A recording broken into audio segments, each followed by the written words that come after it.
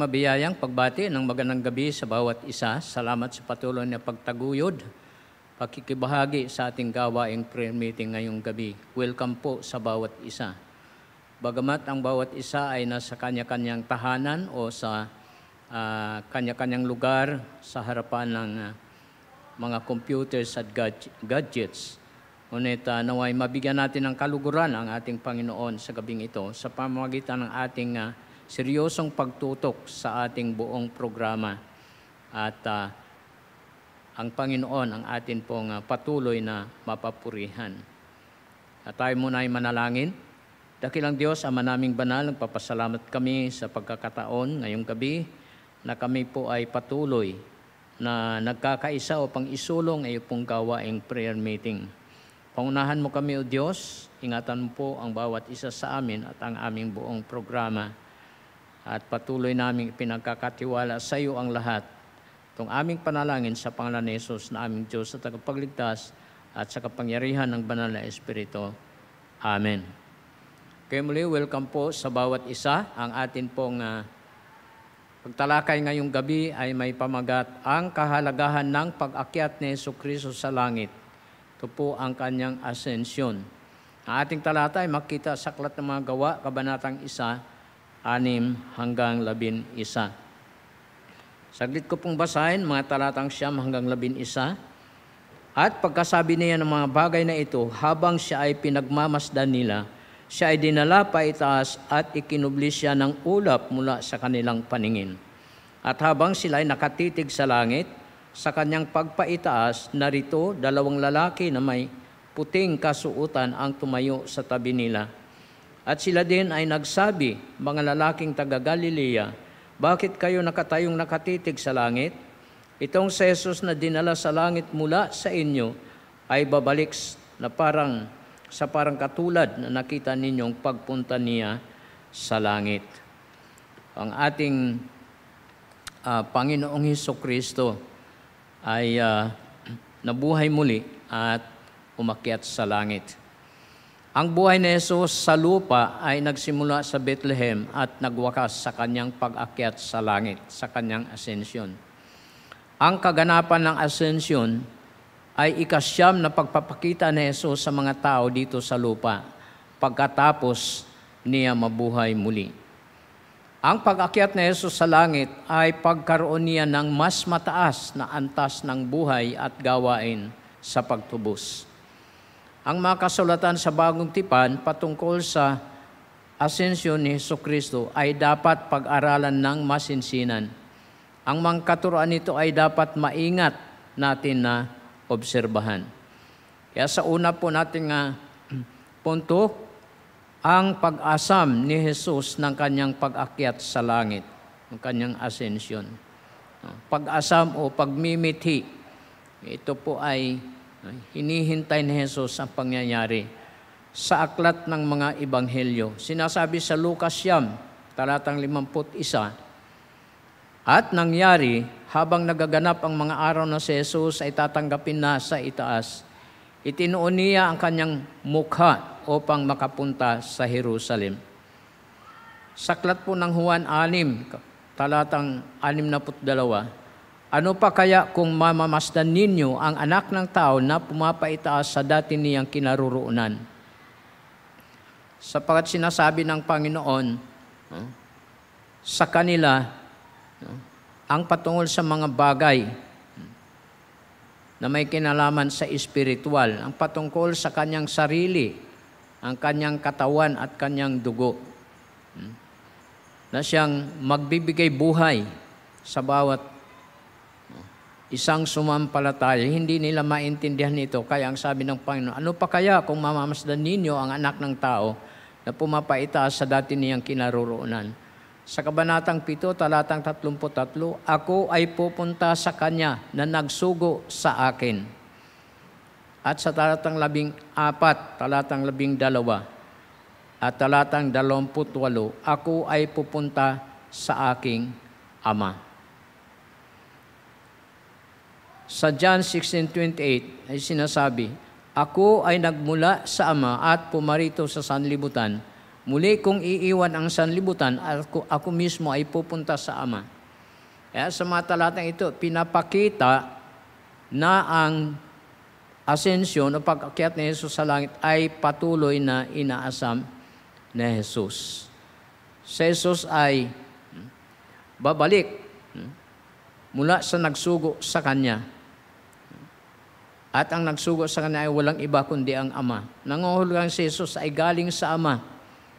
At siya ay bumaba dito sa lupa, ngunit siya ay aakyat, babalik sa Ama. Ayon sa modern scholars, ang aklat ni Mark ay hanggang Mark 16, verse 8 lamang. Ang verse 9 hanggang 20 ay hindi nila tinatanggap.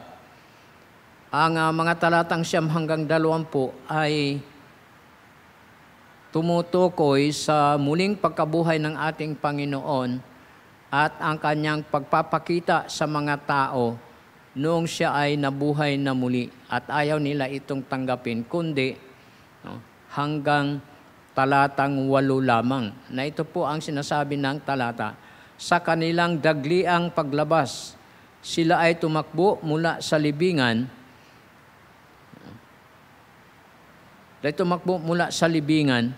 Na wala na silang sinabi kung ano paman. Ngunit ang Gospel ni Mark ay nagtapos sa Ascension of Christ. Kaya sabi po sa Mark 16:19, kaya nga pagkatapos magsalita ang Panginoon sa kanila, siya ay dinalang paitaas sa langit at umupo sa bahaging kanan ng Diyos. Kung hanggang 8 lang, nangangahulugan na ayaw nila ng muling pagkabuhay ni Jesus, ang pagpapatunay ng kanyang muling pagkabuhay. At dito sa talatang 11, sinasabi na siya ay dinalang paitaas sa langit at umupo sa bahaging kanan ng Diyos. Dito po nagtatapos ang Ebanghelyo ni Lucas. Ang ascension ay malinaw na nagpapahiwatig ng pagdating ni Jesus sa mga ulap ng langit. Po makita natin sa Matthew 24, talatang 30, na ito po ang sinasabi ng talatang 30, at pagkatapos nito ay makikita ang tanda ng anak ng tao sa langit, at pagkatapos ay mananaghoy ang lahat ng mga lipi ng daigdig, at makikita nilang anak ng tao na dumarating sa mga ulap ng langit na may kapangyarihan at dakilang kaluwalhatian. Sa Kabanatang 26, talatang 64, ay sinasabi dito, sinabi ni Jesus sa kanya, ikaw ang nagsabi, gayon paman ay sinasabi ko sa iyo, mula ngayon ay makikita mo ang anak ng tao na nakaupo sa bahaging kanan ng makapangyarihan at dumarating na nasa mga ulap ng langit. Ito po ang mga sinasabi ng talata patungkol sa pag-akyat ng Panginoong Hesus sa langit. Sa pangalawa po, ang kaganapan ng asensyon ni Jesucristo. Ito po ay nagaganap sa aklat po ng mga gawa. Dito po sa ating mga talata. Nasabi sa talatang 9, at pagkasabi niya ng mga bagay na ito, habang siya ay pinagmamasdan nila, siya ay dinala paitaas at ikinubli siya ng ulap mula sa kanilang paningin. Ito po talaga ang kaganapan ng asensyon o pag-akyat ni Jesus sa langit. Sabi sa Kabanatang 2, talatang 33, siya ay dinakila sa kanang kamay ng Diyos. Sa Kabanatang 7, talatang 55 ay sinasabi, sa pagbato kay Esteban ay nakita niya ang kaluwalhatian ng Diyos at sa Jesus na nakatayo sa bahaging kanan ng Diyos. Ito po ang pangyayari sa pag-persecute kay Esteban na siya ay binato hanggang sa mamatay. Ngunit bago siya namatay, sa kanyang pagtingin sa langit ay nakita niya ang kaluwalhatian ng Diyos at si Jesus na nakatayo sa bahaging kanan ng Diyos. Ito po ang ika-10 appearance ni Jesus. Nung siya ay nabuhay muli at ito po ay nasa itaas na siya. Dahil siya po ay umakyat na sa Ama sa kalangitan. Sa Acts 9, 3-5, chapter 22, 6-8, at chapter 26, 13-15, ang mga talatang ito ay nagsasabi patungkol sa encounter ni Saulo bago siya naging Pablo. Encounter kay Jesus sa daan patungong Damasco na narinig niya ang Panginoong Jesus. At ito po ay isa ring appearance ng ating Panginoon. Ngunit dahil si Apostol Pablo ay hindi pa si Saulo ay hindi pa mananampalataya, boses pa lamang ng Panginoon ang kanyang narinig. Ngunit ito po ay nagpapatunay na ang ating Panginoong Hesus ay naroon na sa kalangitan. Kaya lahat ng talatang ito ay iginigiit ang kasalukuyang buhay at gawain ng ating Panginoong Hesukristo. Sa ikatlo po, ang kahalagahan ng asensyon ni Hesukristo sa mananampalataya. O, titingnan po natin ito sa mga sulat na ni Apostol Pablo. Mahalaga ang pag-akyat ni Jesus para sa mga mananampalataya. Una po dito sa letter A, sa mananampalataya sa lumang tipan.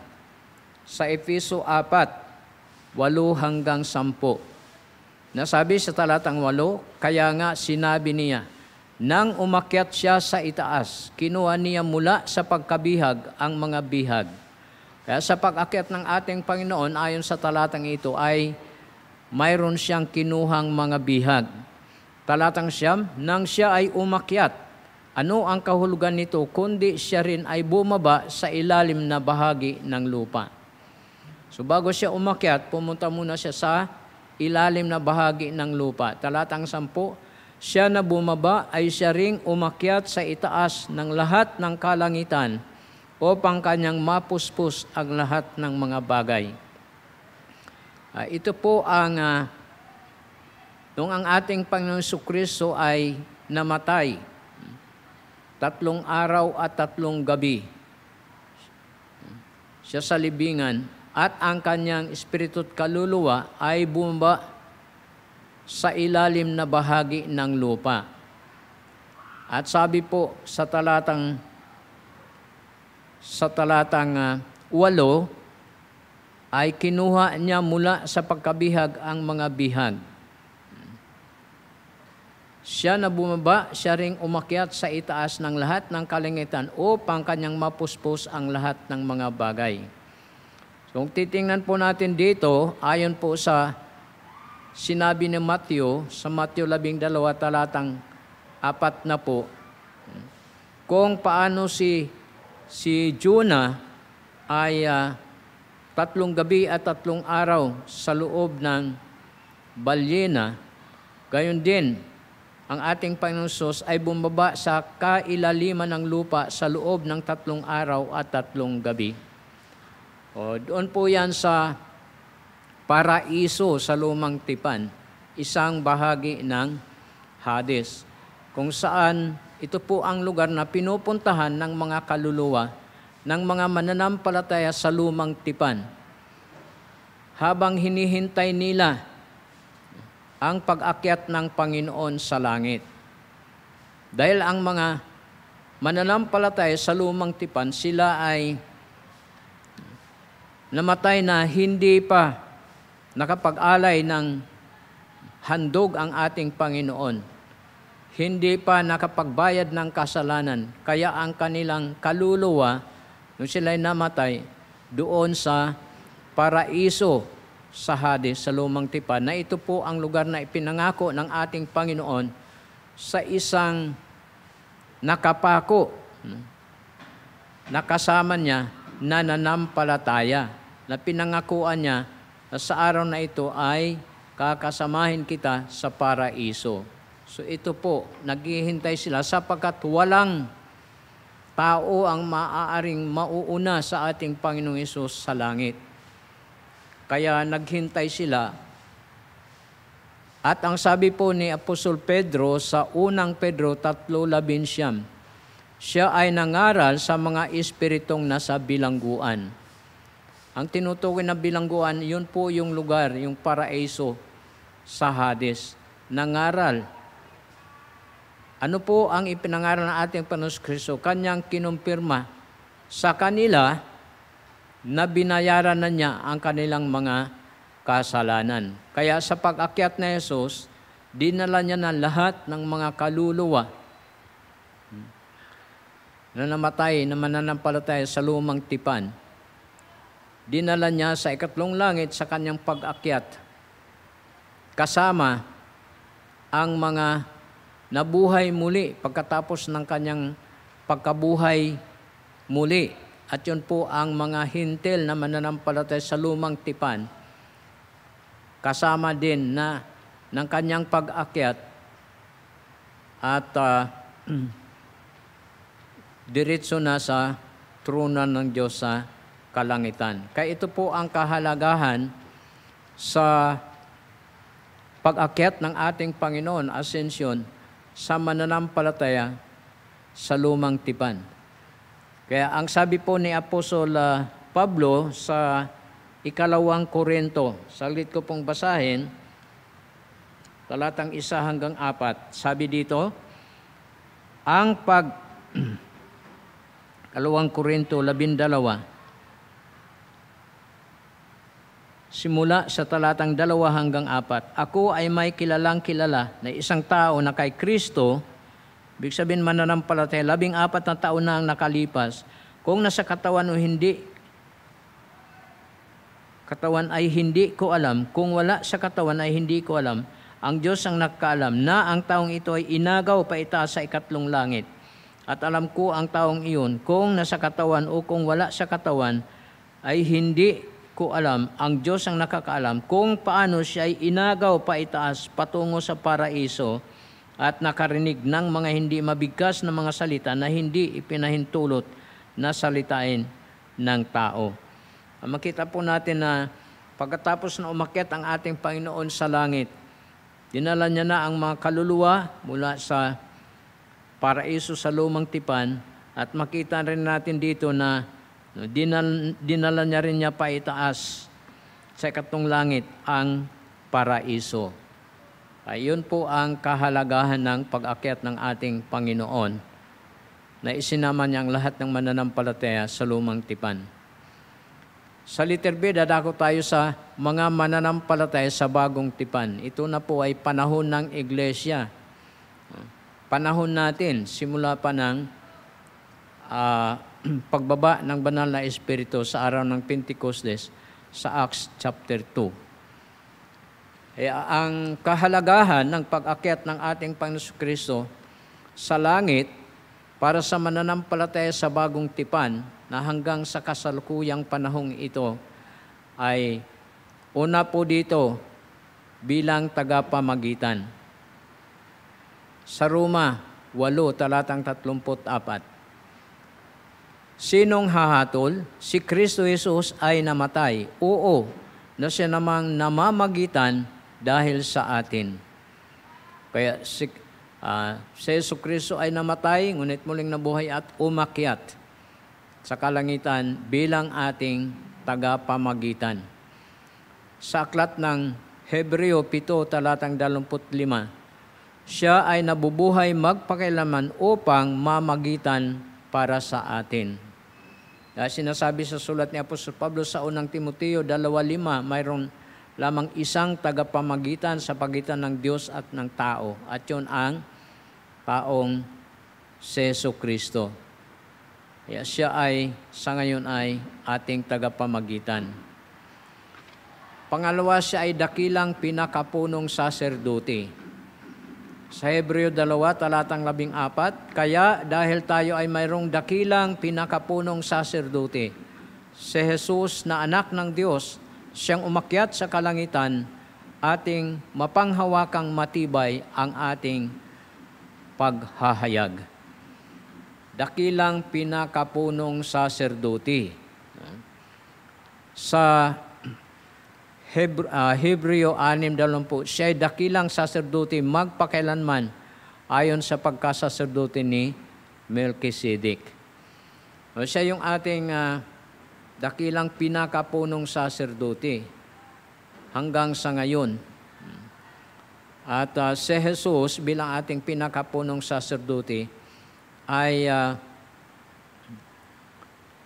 siya ay patuloy na naglilingkod sa atin sa gawain kung saan siya ngayon sa kanang kamay ng Ama. Siya ang dakilang saserdote magpakailanman. Yan po, magpakailanman. Ang mga punong saserdote sa lumang tipan ay namamatay at nagpapalit-palit. Ngunit ang ating dakila at punong saserdote ay magpakailanman at yun po ang ating Panginoong Hesukristo. At ang kanyang pagkasaserdote ay, sabi dito, ayon sa pagkasaserdote ni Melchizedek.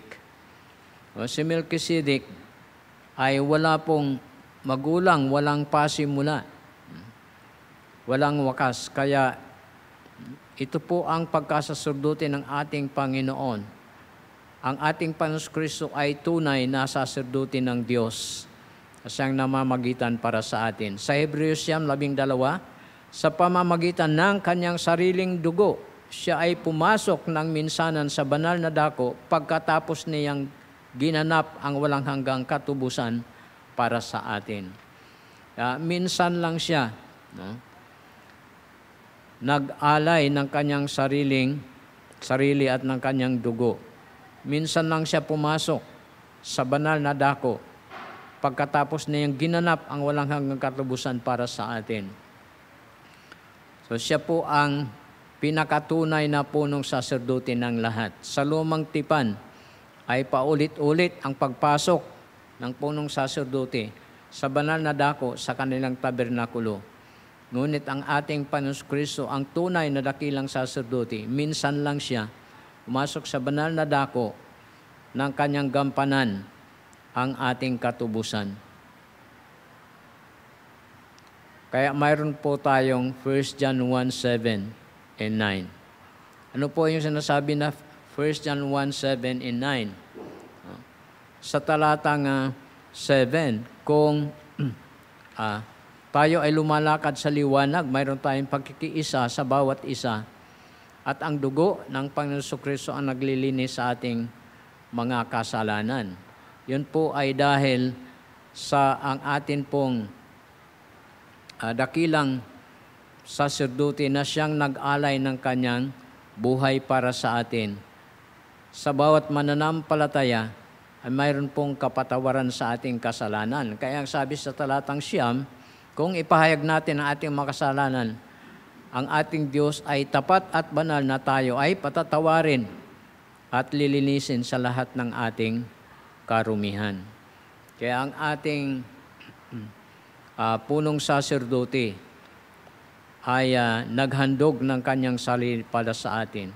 Sa lumang tipan, ang punong saserdote ay naghahandog ng dugo ng hayop para sa kasalanan ng mga tao. Ngunit ang ating dakila at pinakapunong saserdote ay naghandog ng kanyang sarili mismo, ng kanyang dugo para sa ating kasalanan. Kaya mayroong tiyak na kapatawaran sa ating mga kasalanan sa lahat ng mga sumampalataya sa Kanya. At sabi sa Hebreos 9, talatang 24, siya ay nagpakita sa harapan ng Diyos alang-alang sa atin. So, ang ibig sabihin nung kanya ng pag-akyat sa kalangitan, na sa ngayon naroon na siya sa kanan ng Ama. Sa pangatlo po, siya ay hinirang na pinakamataas na kapangyarihan. Sa Efeso 1, talatang 20 at 21, talatang 20, sinasabi, na kanyang ginawa kay Kristo nang ito ay kanyang buhayin muli sa mga patay at pinaupo sa kanang kamay ng Diyos sa kalangitan. Talatang 21, na higit na nakakataas sa bawat pamunuan, kapamahalaan, kapangyarihan, paghahari at bawat pangalang ipinangalan, hindi lamang sa kapanahon ng ito kundi kahit sa darating pa. At ang sabi po sa Hebreo 1, talatang 3, ay sinasabi po ng talatang 3, at siya ang kaningningan ng kaluwalhatian ng Ama at ang ganap na larawan ng pagkadiyos ng Ama, na siya ring humahawak ng lahat ng mga bagay sa pamamagitan ng salita ng kanyang kapangyarihan. Pagkatapos niyang gawin ang paglilinis ng ating mga kasalanan, ay umupo siya sa bahaging kanan ng kataas-taasang kamahalan sa kaitaasan. Ito po ay tumutukoy sa kataas-taasan, kapangyarihan ng ating Panginoon Kristo. Pagkatapos niyang gawin ang paglilinis ng ating mga kasalanan, umupo siya sa bahaging kanan ng kataas-taasang kamahalan sa itaas. Ito pong talata ay nagsasabi ng tiyak na katatayuan at kapangyarihan ng ating Panginoong Hesukristo. Sa Pilipos 2:9-11, sabi sa talatang 9, at dahil dito siya ay lubhang itinaas ng Diyos at ibinigay sa Kanya ang pangalang nakahihigit sa lahat ng pangalan. Talatang 10, upang sa pangalan ni Jesus ay luluhod ang bawat tuhod ng mga nasa langit at mga nasa lupa at ng mga nasa ilalim ng lupa. Ang sabi po dito ng talata, dahil si Jesus ay lubhang itinaas ng Diyos, ibinigay sa Kanyang pangalang nakahihigit sa lahat ng pangalan, upang sa Kanyang pangalan, luluhod ang bawat tuhod. So lahat, walang exemption, nasa langit, nasa lupa, at nasa ilalim ng lupa. So maraming mga tao ang tumanggi sa ating Panginoon, nagbaliwala sa ating Panginoong Hesukristo. Hindi sumampalataya, ngunit darating ang takdang panahon na lahat ay luluhod. Lahat ay kikilala sa Kanya bilang Panginoon. Saan man dako, sa langit, sa lupa, o nasa ilalim ng lupa. Kaya ang ibig sabihin, ito po yung makita natin kung paano itinaas ang ating Panginoong Hesukristo dahil siya ay nagpakumbaba. Sa unang Pedro 3:22, siya ay nasa bahaging kanan ng Diyos nang siya ay umakyat sa langit at ipinasakop sa Kanya ang mga anghel at mga kapamahalaan at ang mga kapangyarihan.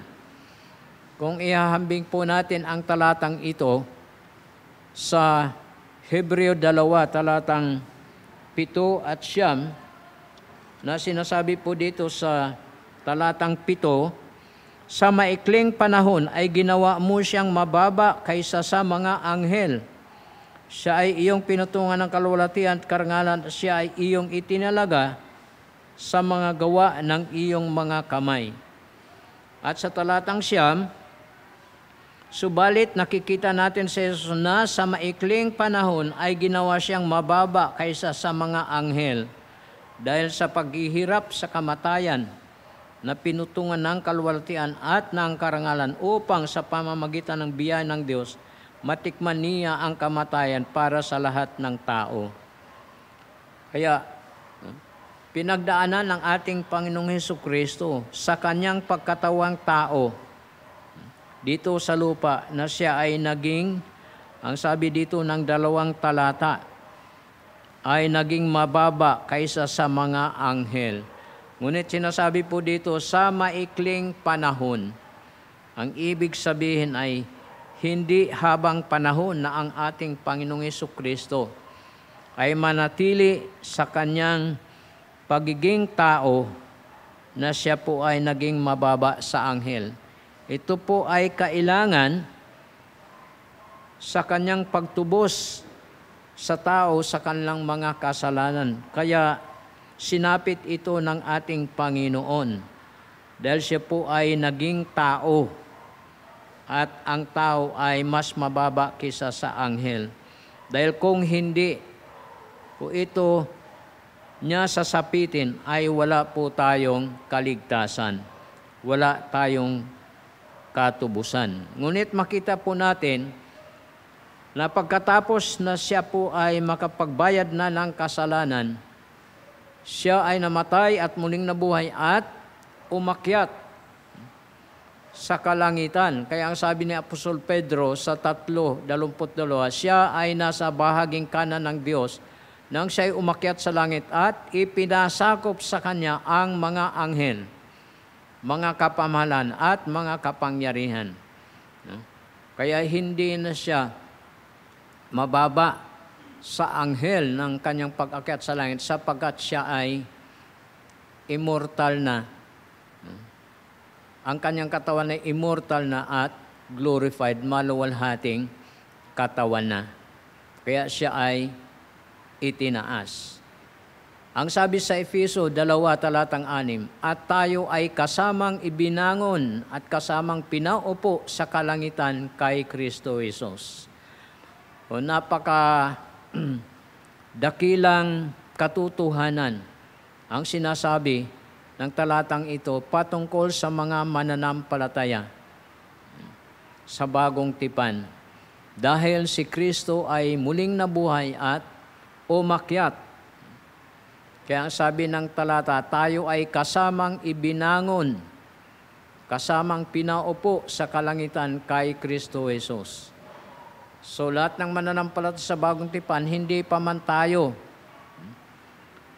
nabuhay muli, hindi pa man tayo nakarating sa langit, ngunit sinasabi na dito na tayo ay kasamang pinaupo sa kalangitan kay Kristo Jesus. Ito po ang katotohanan patungkol sa ating pagiging kaisa kay Kristo sa pananampalataya, ang ating identification with Christ. Kasi dahil sa pananampalataya, identified tayo sa Christ's death, burial, and resurrection. Kaya ngayon pa lang sinasabi na tayo ay kasamang pinaupo sa kalangitan kay Kristo Jesus. So napakalaking pagpapala para sa mga mananampalataya sa bagong tipan. Ngayon pa lang, in position with Christ, tayo ay kasama niya ng pinaupo sa kalangitan. Sa pang-apat, siya ang ulo ng iglesia. Sa Efeso 1:22, at ang lahat ay ipinailalim sa kanyang mga paa at ipinangkaloob sa kanya na maging ulo ng lahat sa iglesia. Talatang 23, na siyang kanyang katawan. So ang iglesia ang kanyang katawan, siyang ulo. Ang kapuspusan niya na pumupuspos sa lahat-lahat. Kung atin pong balikan kung paano po nagsimula ang iglesia, ito po ay sa araw na bumaba ang banal na Espiritu, sa Aklat ng mga Gawa, Kabanatang 2, araw ng Pentecostes. Dahil ang ating Panginoon ay umakyat sa langit, sapagkat kung hindi siya umakyat sa langit, ay hindi bababa ang banal na Espiritu. Ngunit ang ating Panginoon ay umakyat sa langit at ang ipinangako na banal na Espiritu ay bumaba at naitatag ang iglesia ayon sa sinabi ng ating Panginoon, I will build my church. Kaya sa pagbaba ng banal na Espiritu ay nagsimula ang iglesia sa unang mga membro ng 120 believers. At nadagdagan ang mga sumampalataya. At ang bawat sumampalataya ay naging kabahagi ng katawan ni Kristo bilang iglesia na siya ang ulo. Ito po ay kasama pa rin sa blessings ng mananampalataya ng pag-akyat ng ating Panginoon dahil naitatag ang iglesia at ang bawat isa ay naging kabahagi ng katawan ng Panginoong Jesucristo. Sa panglima, siya ay nagbigay ng mga kaloob. Sa Efeso 4, talatang 11, pinagkalooban niya ang ilan bilang mga apostol, ang ilan bilang mga propeta, ang ilan bilang mga pastor at mga guro. Talatang 12, upang lubos na maihanda ang mga banal para sa gawaing paglilingkod, para sa ikatitibay ng katawan ni Kristo. Dahil na itatag na ang iglesia, ay nagbigay ng mga kaloob. Dahil dito sa talatang 12, upang lubos na maihanda ang mga banal para sa gawaing paglilingkod, para sa ikatitibay ng katawan ni Kristo, ang iglesia. Kaya ang mga kaloob na ito ay upang ipaglingkod. Kaya tayo po ay kabahagi. Tayo ay nasa panahon ng iglesia at tayo po ay may mga kaloob upang magamit po natin sa paglilingkod sa Panginoon.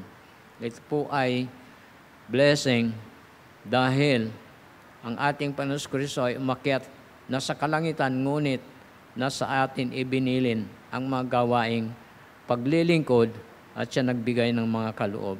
Sa pang-anim, tagapagtanggol sa Ama. Sa unang Juan 2, talatang 1, munti kong mga anak, isinusulat ko ang mga bagay na ito sa inyo upang hindi kayo magkasala. Ngunit kapag nagkasala ang sinuman, mayroon tayong tagapagtanggol sa Ama, sa Jesucristo ang matuwid. Makita natin na naroon sa kanan ng Ama kung paano ang ating Panginoon Kristo ay patuloy sa kanyang gawain para sa atin.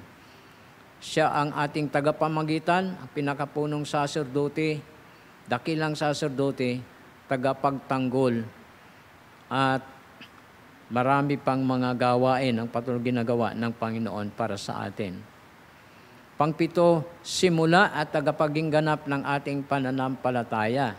Yun sa Hebreo 12, talatang 2. Sa pagtuon ng ating paningin kay Jesus, na simula at tagapagpagingganap ng ating pananampalataya. Sa Kanya ang pasimula ng ating pananampalataya.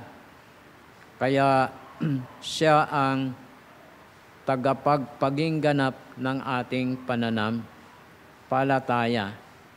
Kaya tayo po bilang mga mananampalataya patuloy na mamuhay sa pananampalataya. Pangwalo, ang pagtataas kay Jesus pagkatapos ng kanyang paghihirap sa krus ay inihanda bilang halimbawa o disenyo at garantiya ng Kristiyanong glorification pagkatapos ng mga pagtitiis sa mga pag-uusig. Kaya kung paano ang ating Panginoong Jesucristo ay itinaas sa kalwalhatian pagkatapos niyang batahin, pagkatapos ng mga paghihirap sa krus, dahil sa atin, ito ay disenyo at garantiya sa glorification o kalwalhatian ng mga Kristiyano din pagkatapos ng mga kahirapan din na mararanasan dito sa lupa. Kaya ang sabi po sa Roma 8:18, sapagkat ang mga paghihirap sa kasalukuyang panahon ay hindi ko ibinibilang na karapat-dapat ihambing sa kalwalhatiang maihahayag sa atin. Kaya ang disenyo ng buhay ng Kristiyano ay hindi lahat kaluwagan, hindi lahat kasaganaan. Dahil ang sabi po ni Apostol Pablo sa Pilipos 1, talatang 29, hindi lamang tayo niloob ng Diyos na manampalataya kay Kristo, kundi makipagtiis din naman alang-alang sa Kanya. Kaya ang ating buhay dito sa lupa, tayo po ay maging tapat at talagang magpakatotoo at maging masigasig para sa ating Panginoon. At talagang makakaranas tayo ng pagtitiis. Dahil yun po ang sinasabi ng ating Panginoon. Buhatin natin ang ating krus. No? At sumunod sa Kanyang ibig sabihin dapat bilang totoong tagasunod ni Kristo, tayo po ay handang magtiis alang-alang sa Kanya. Kaya, ang sabi ni Apostol Pablo, ang mabuhay ay si Kristo at ang mamatay ay pakinabang. Kaya kahit na magtiis pa tayo kung alang-alang kay Kristo, ang pagtitiis natin ay hindi karapat-dapat ihambing yan sa kaluwalhatiang maihahayag sa atin. Tulad ni Apostol Pablo, kahit na hanggang kamatayan na paglilingkod sa Panginoon, walang kwenta yan kung ihambing sa kaluwalhatian na walang katapusang ibahagi sa atin dahil kay Kristo. Pangsyam, siya ay darating muli para sa mananampalataya. Yan po ang pangako niya sa John 14, 1-4. Siya ay muling babalik para sa mga mananampalataya. Sa 1 Thessalonians 1 verse 10, at upang inyong hintayin ang kanyang anak mula sa kalangitan. Yan po, sa kasalukuyan tayo ay naghihintay sa pagbabalik ng ating Panginoon. Sabi sa unang Tesalonica 4:16, sapagkat ang Panginoon mismo ay bababa mula sa langit at ang mga patay kay Kristo ay unang magbabangon. Ito po ang tinatawag nating rapture. Talagang babalik ang ating Panginoon para sa mga mananampalataya. Kaya siya ay umakyat upang siya ay muling makabalik. Dahil kung siya ay muling nabuhay, ayun ang kanyang sinasabi na lahat ng mananampalataya mamamatay ngunit muling mabuhay at hindi na mamamatay pa magpakailanman. Ayun po ang ating buhay na pag-asa o pinagpalang pag-asa, ang pababalik ng ating Panginoon. Sa ating pagwawakas bilang Kristiyano, tayo ay kasamang ibinangon kalakip na pinaupo sa kalangitan kay Kristo Jesus. Kaya sa Pilipos 3, talatang 20, tayo ay mayroong pagkamamamayan sa langit. So meron na tayong heavenly citizenship. Kaya ang mundo ay pansamantalang lugar lang sa mga mananampalataya. Dahil ang ating pagkamamamayan ay sa langit na. At ang sinasabi dito ng Efeso 2:6, kasama tayong pinaupo kay Kristo sa kalangitan. Kaya tayo po ba ay namumuhay ng angkop bilang mamamayan ng langit? Paano po tayo mamumuhay dito sa lupa habang nandito pa tayo na bagamat dito pa tayo, mayroon tayong pagkamamayan sa langit. Dapat angkop ang ating pamumuhay sa katotohanan na tayo mamamayan na ng langit. Tayo ba ay nananabik at handa sa pagdating ng ating Panginoon? Ano ang ating ginagawa? Purihin ang Panginoon sa mga katotohanan na ating pag-aralan sa pagkakataong ito. Okay, tayo ay dumako na sa pagpapanalangin.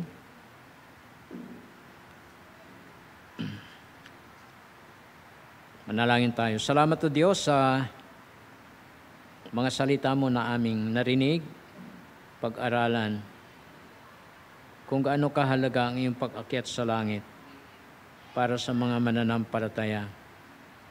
Papasalamat kami sa mga katuruan ng banal na kasulatan patungkol sa aming Panginoong Hesukristo, sapagat siya ang sentro ng buong kasulatan, siya ang sentro ng tunay na pananampalataya. Siya ang sentro ng buhay ng bawat Kristiyano. Siya ang sentro ng Ebanghelyo at ng kaligtasan. Nagpupuri kami at nagpapasalamat sa buhay na ipinagkaloob sa amin. Bagong buhay kay Kristo.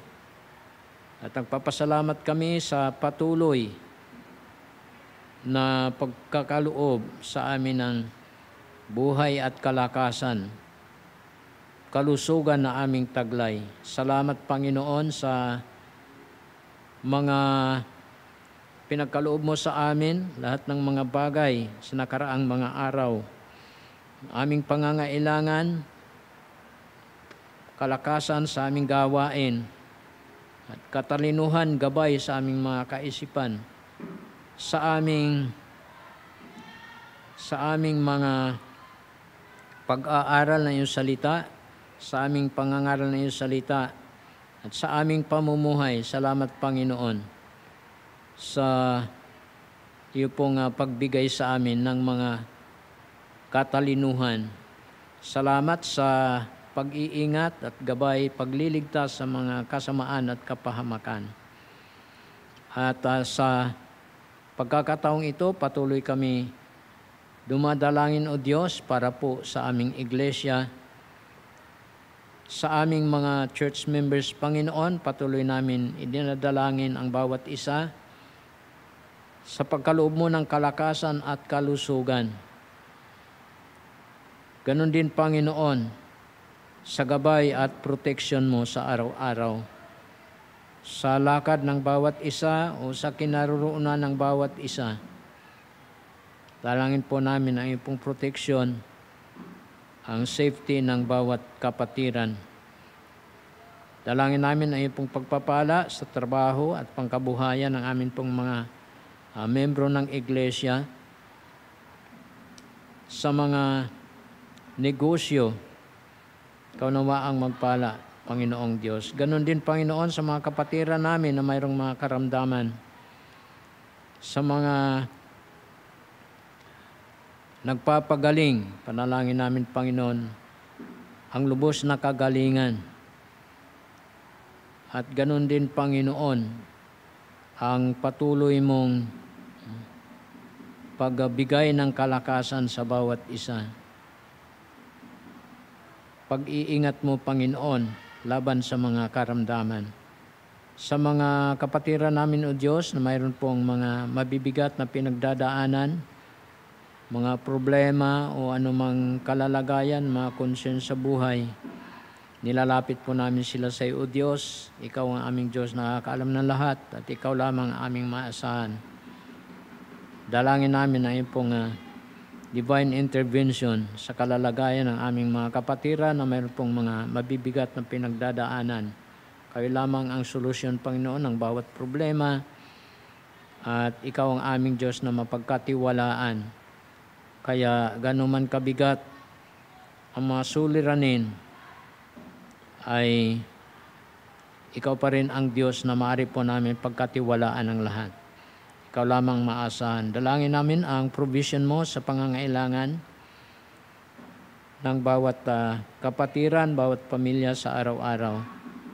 Dalangin namin ang mga senior citizens namin, Panginoon. Patuloy mong pagsustain na yung biyaya, lalo na sa pangangatawan, pagkaloob ng kalakasan, kalusugan, lalo na pag-iingat sa araw-araw, pagkilos at pamumuhay, pag-iingat laban sa kasamaan, sa aksidente, mga karamdaman. Ikaw magbigay, Panginoon, ng kaluwagan sa pangangatawan at katiwasayan, kapayapaan, at patuloy, Panginoon, na pagbigay mo ng kalusugan sa bawat isa. Ganon din, Panginoon, panalangin po namin ang aming mga estudyante sa kanilang mga pag-aaral at sa pangangailangan financial sa school at sa iba pang mga bagay. Dalangin namin din ang safety ng kanilang mabiyahe pagpunta sa school at pag-uwi. Panalangin namin, O Diyos, ang mga manggagawa ng aming iglesia, mga pastors and workers, lahat ng aming Christian education staffs. Ikaw, Panginoon, patuloy maging mabiyaya sa bawat isa, sa bawat involvement sa iyong ministry sa iglesia. Patuloy mo na mabiyayaan ng bawat isa upang magamit, Panginoon, sa mga tungkulin o sa mga bawat ministry na iyong pong ipinagkatiwala sa pagtuturo, lalo na, Panginoon, sa mga katotohanan ng iyong salita na pinagkatiwala, nawa Panginoon, sa preparasyon, pag-aaral, at marapatin mo ang bawat sa Panginoon, lalo na sa pagtuturo, sa pagbahagi ng katotohanan. Dalangin namin ang paglago ng aming Christian ministry sa aming iglesia. Ganon din, Panginoon, ang pangangailangan financial na aming iglesia, kanawa ang tumugon, at lalo na, Panginoon, ang paglago spiritual ng amin pong iglesia.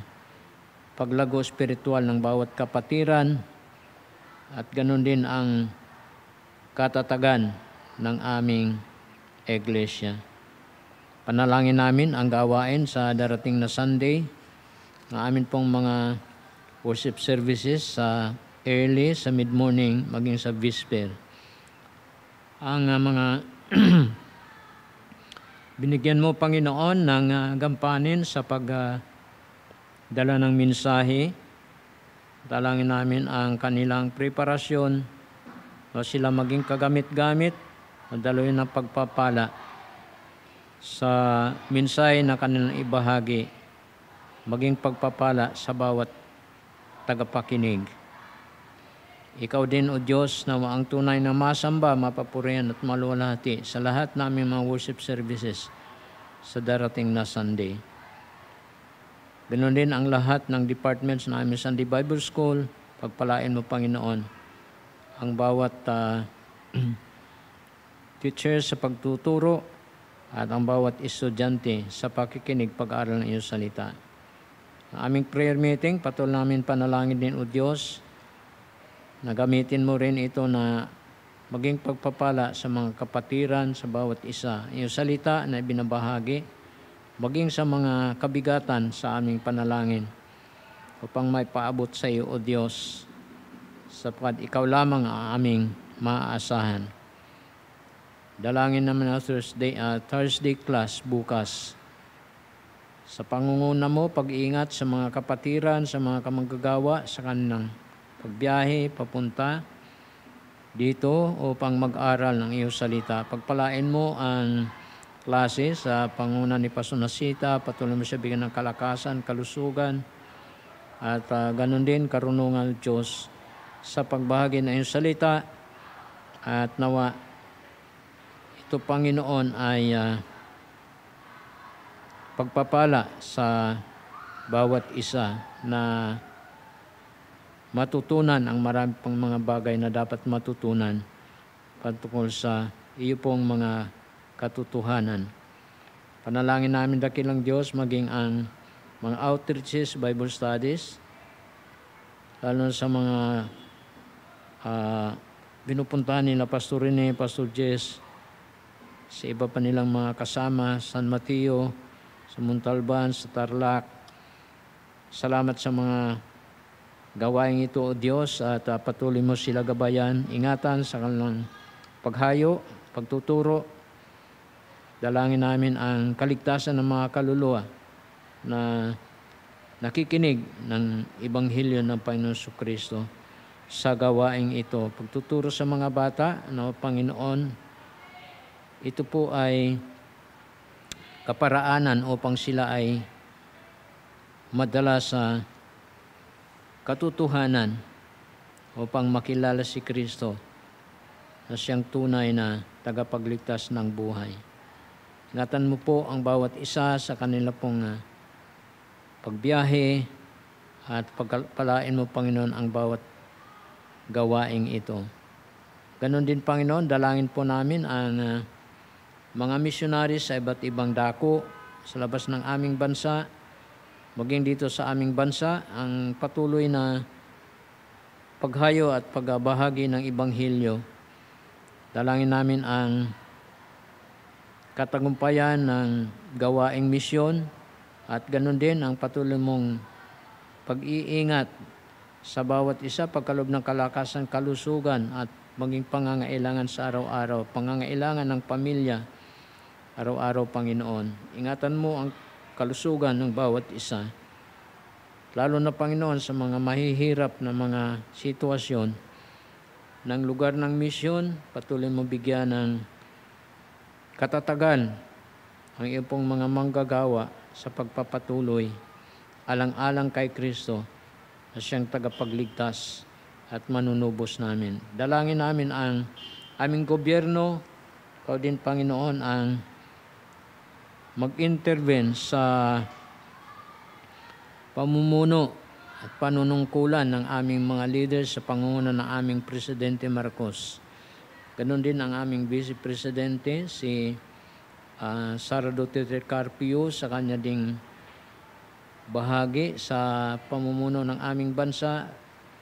Gamitin mo ang kanyang talino at ang kanyang kakayahan na makatulong sa aming bayan. Sa iba pa namin mga leaders, Panginoon, sa Senado, sa Kongreso at sa lahat, Panginoon, na pamunuan, maging sa mababang pamunuan ng aming komunidad. Dalangin namin ang lahat. Ang pag-iingat mo sa kanilang mga buhay at pagtulong mo rin, Panginoon, sa mga problema ng aming bansa, ang pagsugpo ng mga illegals, mga katiwalian, karahasan, krimen at ganon din, Panginoon, pagkalooban mo nawa ng peace and order ang amin pong bansa. At tulungan mo rin, Panginoon, ang amin pong mga leaders na siyang nagpaplano at nagsasagawa ng mga programa sa ikabubuti ng aming buong sambayan ng Pilipino, lalo na sa ekonomiya, sa agrikultura, upang makatulong, makaahon sa kahirapan ang lahat ng mamamayan ng aming bansa. Ganon din, Panginoon, ang bansang Israel. Panalangin namin sa kanila pong pagharap sa mga kaguluhan sa mga panahong ito. Ikaw lamang, O Diyos, ang makakatulong sa kanila at panalangin po namin ang kanilang sitwasyon. Sila ang bansa na iyo pong pinili dito sa lupa upang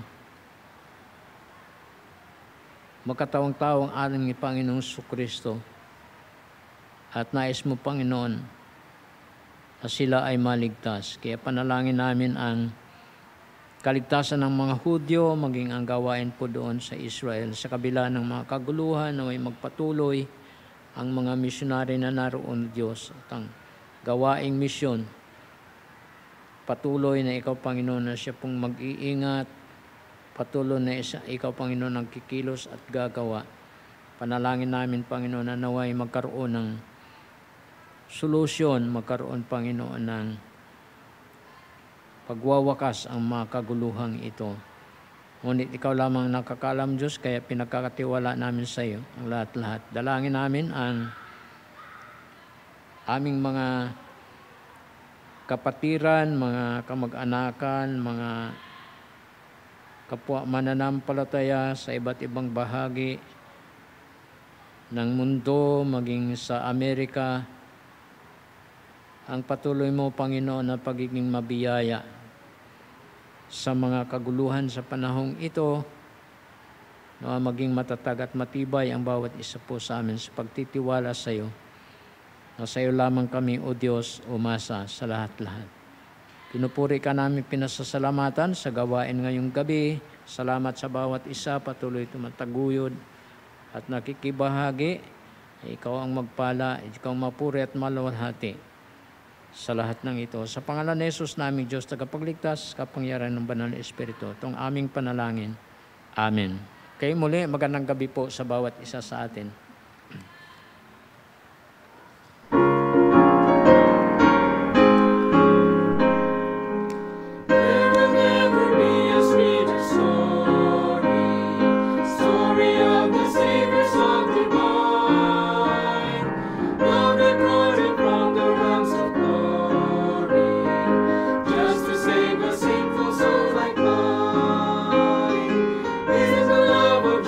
Something wonderful.